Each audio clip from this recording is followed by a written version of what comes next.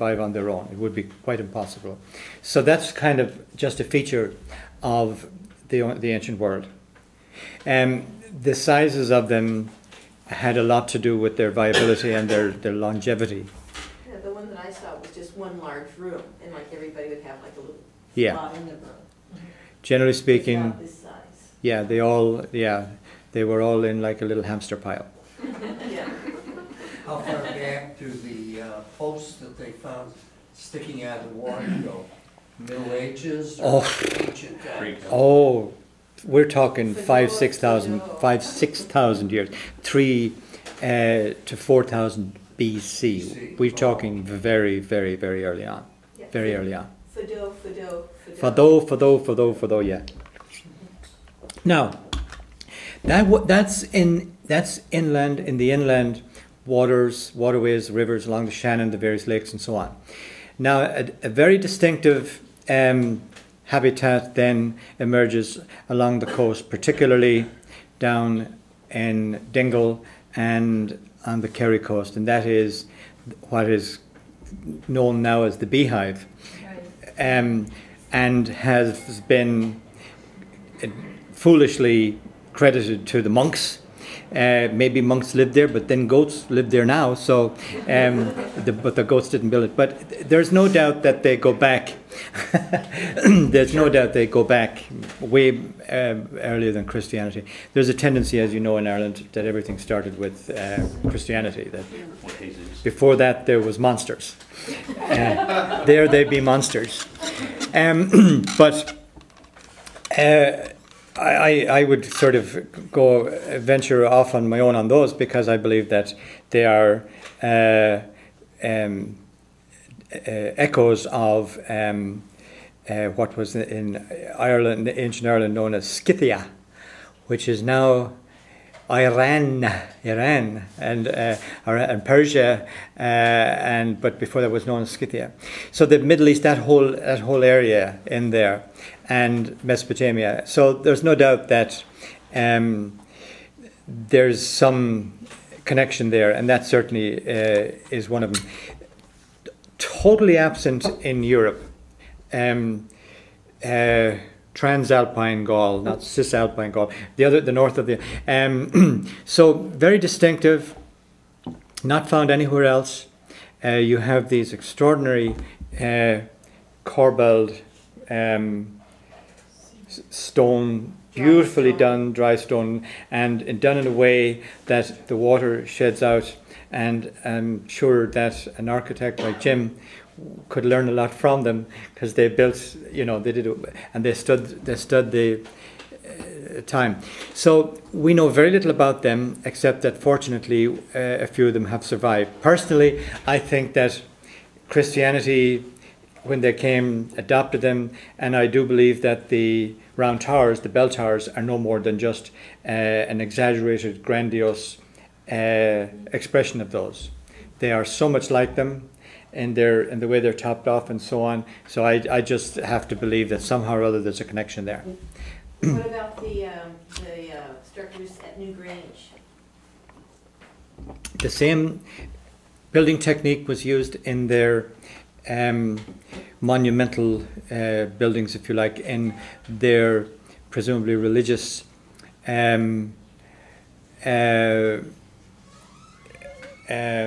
mounds in their which New Grange is just one of very, very many.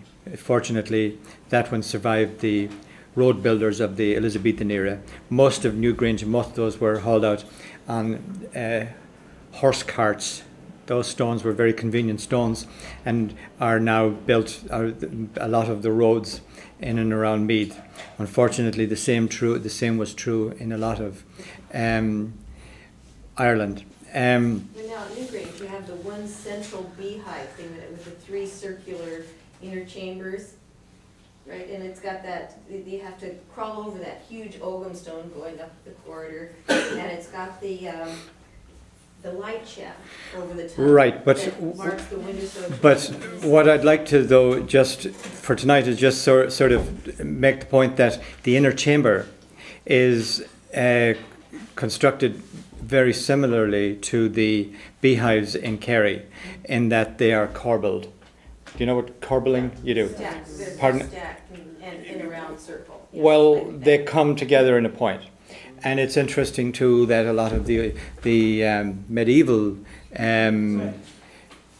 monasteries use the same technique, which you don't see in Europe, like down in Moyne Abbey. A lot of the old the Cistercian abbeys, they use that technique, which is very typically Irish. So what I'm suggesting from there is that in areas where you don't have a lake and you don't have this ability to build with the reeds and the forest and so on, an entirely different, more barren, like the Clare along there, you're more likely to build with stone. So I suggest that you have those two side by side for quite a long time. Then I would suggest that the next phase was what is described as ring forts. It would seem that for a very, very long time, the Irish population lived in what is now the remains of just ring forts. In other words, they chose a place, they built an earthen mound, they put a palisade on top of that, and they built one or various thatched and timber houses or structures inside of there. And they survived probably right down until the coming of the Normans. Certainly, we know that Brian Boru, who, as we all know, defeated the Danes at Clontarf in 1014, lived in the family ring fort, really, just north of Limerick on the River Shannon. So, because, and again, we have, if you read the Annals of the Four Masters, and if you read all of the stories, they all refer to the wrath, and they refer to the sentry on the mound seeing this fair lady coming, or this other chieftain coming. You know, it's all describes the same thing. So obviously, for a very, very, very long time, that was how they lived. And the circle is the most efficient way of building something like that. So I would love to spend, and we have talked at length, great length in this class about the ring forts.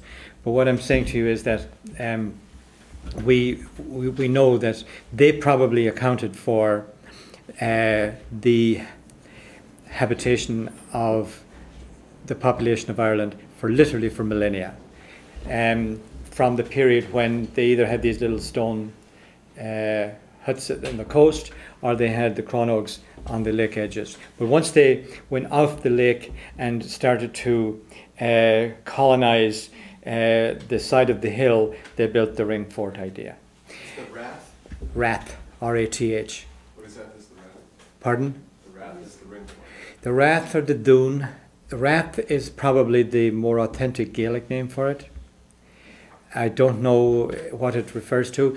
Doon would tend to reflect a more recent, perhaps Celtic, in other words European, because Doon has other echoes in various European languages. But either one or the other. Again, scholars can identify when certain tracts were written in the old, by which one they use and what words they use, because Rath maybe was older than Doon, you know.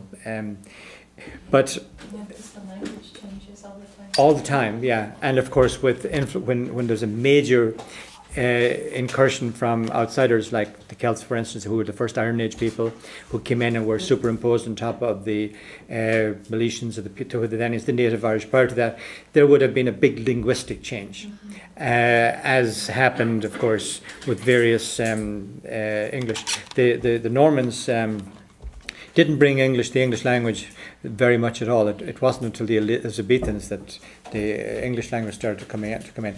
The Normans pretty well spoke French, even in Ireland. And of course the Irish continued to speak Irish. But anyway, I want to kind of move a little forward. Now, we're talking, just for me anyway, just about how the people lived. we're really not kind of, and as always is the case in every civilization, you have the princes building their big whatever, their big monuments to themselves, but the ordinary people live in mud huts or in stone, whatever. Now, what's interesting in Ireland is, to me anyway, is you don't get a lot of these square. If you were to excavate in Israel or in Iraq or any of these, chances are you'd get geometric squares. You know, we just take that for granted. You would just expect to see, and you would probably see the archaeologists scraping away at these little, you know, these are rooms. Almost totally absent in Ireland.